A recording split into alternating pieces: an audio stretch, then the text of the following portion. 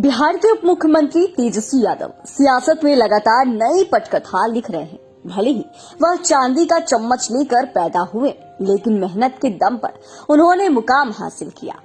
हर बीतते दिन के साथ तेजस्वी का राजनीतिक कद बढ़ता जा रहा है। वे अपने पिता लालू यादव के साये से बाहर निकलकर राजनीति की नई इबारत लिखने की कोशिश कर रहे हैं और इसमें उन्हें एक हद तक सफलता भी मिल रही है। पिता ने भी तेजस्वी को अपना राजनीतिक उत्तराधिकारी मान लिया है। इतना ही नहीं, मुख्यमंत्री नीतीश कुमार भी कई बार संकेत दे चुके हैं कि अब इन्हीं को सब कुछ देखना है। तेजस्वी यादव भले ही क्रिकेट में फ्लॉप रहे, लेकिन उप मुख्यमंत्री पद की शपथ लेकर उन्होंने अपने राजनीतिक कैरियर की एक शानदार शुरुआत की थी। लेकिन उसके बाद उनके राजनीतिक सितारे गर्दिश की ओर जा ही रहे थे कि एक बार फिर किस्मत ने पलटी मारी और वह फिर से उप मुख्यमंत्री बने। इतना ही नहीं, अब वो किंग मेकर की भूमिका में बिहार की राजनीति के केंद्र में आ गए। इस 9 नवंबर को तेजस्वी यादव 34 साल के हो जाएंगे। ऐसे में आइए जानते हैं इस रिपोर्ट में तेजस्वी यादव और बिहार की राजनीति में सबसे आगे चल रहे हैं। दरअसल तेजस्वी यादव ने कम समय में ही राजनीति में अपनी एक अलग पहचान बनाई है। इतने छोटे राजनीतिक जीवन में वह 2 बार बिहार के उप मुख्यमंत्री के पद पर आसीन हो चुके हैं। धीरे धीरे राजनीति में उनका कद बढ़ता जा रहा है। पहले उन्होंने बिहार की सत्ता में बीजेपी को बाहर का रास्ता दिखाया और अब चटपट झट सिस्टम से राज्य में बहाली की बौछार कर दी। लंबे वक्त तक तेजस्वी यादव की पहचान बिहार की राजनीति के सबसे बड़े खिलाड़ी रहे लालू यादव के बेटे के तौर पर होते रही।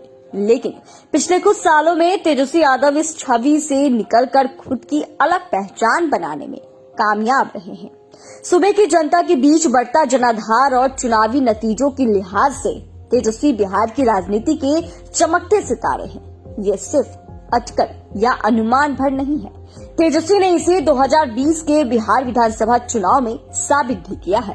ऐसे चुनाव में उन्होंने आरजेडी की चुनावी कमान संभाली और शानदार प्रदर्शन किया।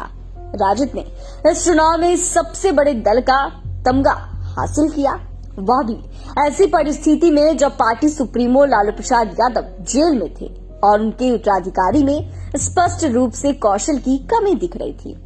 राजनीतिक जानकार बताते हैं कि तेजस्वी यादव में एक खास बात यह भी है कि बुरे वक्त में भी उन्होंने धैर्य नहीं खोया। यूपीए सरकार के पहले कार्यकाल में जब लालू यादव रेल मंत्री थे, उस वक्त जमीन के अवैध लेन देन से जुड़े धन शोधन के एक मामले में तेजस्वी का भी नाम सामने आया। इस मुद्दे पर विपक्षी दलों ने तत्कालीन मुख्यमंत्री नीतीश कुमार पर जोरदार हमला करना शुरू कर दिया। इसके बाद उन्होंने राजद से गठबंधन तोड़ लिया और एनडीए में वापस लौट गए। तेजस्वी इसके बावजूद नहीं रुके। चारा घोटाले से जुड़े कई मामलों में पिता लालू यादव जेल में थे। इन विपरीत परिस्थितियों में तेजस्वी ने राजद को मजबूत बनाए रखने में कोई कसर नहीं छोड़ी। 2019 में लोकसभा चुनाव में जब राजद का सुपड़ा साफ हो गया, तब तेजस्वी की नेतृत्व क्षमता पर सवाल उठने लगे थे। हालांकि जब विधानसभा चुनाव की घोषणा हुई, तब सबने तेजस्वी को एक नए रूप में देखा। उन्होंने इस चुनाव में ऐसा करिश्मा कर दिखाया कि युवा तेजस्वी की सराहना उनके सियासी विरोधी भी खुलकर न सही मन ही मन जरूर कर रहे होंगे। वहीं 2020 विधानसभा चुनाव में तेजस्वी यादव ने दिखा दिया कि क्यों उन्हें बिहार की राजनीति का चमकता सितारा कहा जाता है। अक्टूबर-नवंबर 2020 में विधानसभा चुनाव हुआ। तेजस्वी को बीजेपी जदयू गठबंधन के तौर पर काफी मजबूत चुनौती से निपटना था। यही वजह थी कि वह उस वक्त के तमाम चुनाव पूरे सर्वे में बीजेपी जदयू गठबंधन को आसानी से जीतता हुआ बताया गया था। लेकिन तेजस्वी यादव ने इस चुनाव में अपनी राजनीतिक सूझबूझ से परिचय कराया और बीजेपी जदयू गठबंधन को बहुमत हासिल करने में नाको चले चबवा दिए। तेजस्वी ने कांग्रेस और लेफ्ट पार्टियों के साथ मिलकर चुनाव लड़ा। एनडीए गठबंधन 125 सीटें जीतकर किसी तरह से बहुमत का आंकड़ा पाने में कामयाब रहा। इन सब के बीच महागठबंधन को 110 सीटें हासिल हुई। इस चुनाव में भले ही वह मामूली अंतर से चूक गए, लेकिन तेजस्वी यादव ने साबित कर दिया कि आने वाले वक्त में आरजेडी फिर से बिहार की जनता के लिए विकल्प बनने को पूरी तरह से तैयार है। तेजस्वी ने आरजेडी को 75 सीटों पर जीत दिलाकर सबसे बड़ी पार्टी बनने में महत्वपूर्ण भूमिका निभाई। विधानसभा चुनाव के नजरिए से ये पहला मौका था जब तेजस्वी स्वतंत्र होकर हर फैसले कर रहे थे और नतीजों ने ये साबित भी कर दिया कि तेजस्वी ही बिहार की राजनीति के अभिमन्यु है। इस चुनाव में तेजस्वी बिहार के सियासी रण को भेदते रह गए, जबकि उनके खिलाफ नरेंद्र मोदी और नीतीश जैसे राजनीति के माहिर खिलाड़ी हुंकार भर रहे थे। हालांकि राजनीतिक जानकार बताते हैं कि साल 2020 में अभिमन्यु साबित हुए तेजस्वी अब अर्जुन बनने की राह पर हैं। वहीं उनके बड़े भाई तेजप्रताप यादव खुद को कृष्ण और तेजस्वी को अर्जुन बताते रहे हैं। इतना ही राजनीतिक जानकार तेजस्वी को लालू नीतीश का नया राजनीतिक अवतार भी बताते हैं। लालू यादव भले ही मुस्लिम, यादव, ओबीसी आदि की बात करते रहे हैं, लेकिन Tejashwi Yadav A to Z की बात करते हैं।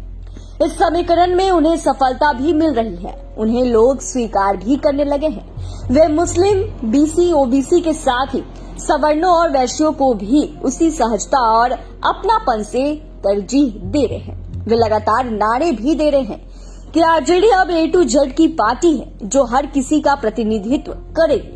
इसी के तहत उन्होंने आरजेडी के पोस्टरों से सबसे पहले परिवार के लोगों को हटाया ताकि वैसे लोग पार्टी से जुड़ सके जो अब तक उनके परिवार से परहेज कर रहे थे। 2020 के विधानसभा चुनाव के साथ ही अन्य चुनावों में भी A to Z वाली छवि की वजह से ही बिहार के लोगों ने तेजस्वी के नेतृत्व में भरोसा जताया। अब वे अपने प्रगतिशील नजरिए से हर किसी को आरजेडी से जोड़ रहे हैं। इसमें उन्हें तब भारी सफलता मिली जब नीतीश कुमार एनडीए से खुद को किनारा करते हुए महागठबंधन के मुख्यमंत्री बन गए। पॉलिटिकल एक्सपर्ट भी मानते हैं कि लालू यादव और नीतीश कुमार दोनों के राजनीतिक अवतार हैं तेजस्वी यादव। वहीं तेजस्वी यादव में एक बड़ा खास गुण भी है। उन्हें लगता है कि उनसे कोई गलती हुई है तो वे माफी मांगने में भी कोई झिझक महसूस नहीं करते। उनका यही गुण उन्हें सवर्णों के बीच भी हीरो बना दिया है। आपको याद होगा जब भूमिहार ब्राह्मण एकता मंच फाउंडेशन के कार्यक्रम में तेजस्वी ने खुले मंच से और हाथ जोड़कर माफी मांगी थी। दरअसल लालू पर आरोप लगते रहा कि उनके शासन में सबसे ज्यादा प्रताड़ित सवर्ण जाति के लोग ही हुए हैं। बूढ़ा बाल को लेकर भी विवाद बढ़ा था। कहा जाता है कि इसी को लेकर तेजस्वी यादव ने माफी मांगी, जिसके कार्यक्रम में मौजूदा भूमिहार समाज के लोगों ने जोरदार स्वागत किया। यह तो आपको पता ही है कि लालू यादव हमेशा ही सामाजिक न्याय की बात करते थे, वे आज भी करते हैं। लेकिन तेजस्वी यादव इस सामाजिक न्याय से एक कदम आगे बढ़ गए हैं। वे अब सामाजिक न्याय के साथ ही हर वर्ग को साथ लेकर चलने की राह पर आगे बढ़ रहे हैं। वे पिछड़ों के साथ ही सवर्णों को भी साथ लेकर आगे बढ़ने की रणनीति पर काम कर रहे हैं। तेजस्वी पर भले ही कम पढ़े लिखे होने का तमगा लगा हो, लेकिन वो कम उम्र में ही राजनीतिक बारीकियों को बेहद अच्छे से समझने लगे हैं। नीतीश भी बार बार इस तरह का बयान और संकेत दे रहे हैं कि भविष्य में बिहार की कमान तेजस्वी ही संभालने वाले हैं। भविष्य में अगला विधानसभा चुनाव 2025 में होना है। ऐसे में इन बातों से जाहिर है कि आरजेडी के साथ अगर नीतीश बने रहते हैं तो तेजस्वी के मुख्यमंत्री बनने की प्रबल संभावना है। फिलहाल तो अपनी सूझबूझ और मेहनत के दम पर तेजस्वी तेजी से आगे बढ़ रहे हैं और राजनीति में उनका कद दिनों दिन बढ़ता जा रहा है।